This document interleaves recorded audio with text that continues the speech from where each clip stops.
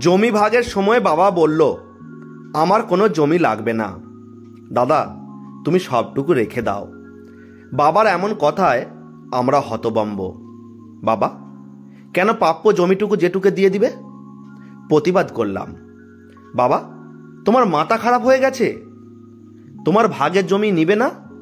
বাবা বলল, না নিব না। জেঠু বিস্মিত হয়ে বলল, আমাকে কেন দিবি? আমার ভাগের জমিটুকু দিয়েই হয়ে যাবে।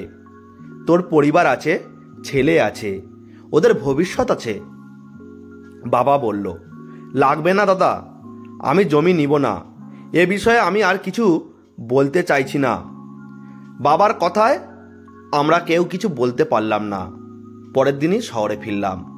রাতে বাবা বললেন, দাদা গ্রামের জমি চষে যে অর্থ পেত বেশিরভাগ পাঠাতো আমার কাছে। নিজে গ্রামে থেকে আমায় শহরের দামি কলেজ ভার্সিটিতে পড়িয়েছে। ওই জমির দামের শতগুণ টাকা আমার পেছনে ঢেলেছে। দু হাতে খরচ করেছে, টাকা চাওয়া মাত্র দিয়েছে। ওই জমি দাদার প্রাপ্য। আমার তো চাকরি আছে, দাদার জমিটুকুই সম্বল। বাবার কথায় কিছুটা ব্যথিত হলাম, সঙ্গে গর্বিত হলাম। আদর্শ বাবা পেয়েছি। সময় গেল, আমার বিয়ের আয়োজন চলছে।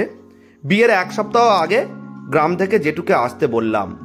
জেঠু তার পরিবারের সবাইকে পাঠালো, জানালো উনি বিয়ের আগের দিন আসবেন।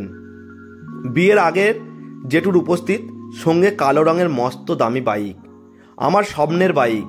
জেঠু দরজায় দাঁড়িয়ে বললেন, ভাগীর ভাগ পুরোপুরি নেওয়া যায় না, এটাই তোমার হক ছিল, ভেবো না এটা আমার উপহার। তোমাদের হকের টাকায় এই গাড়ি, সুখী হও।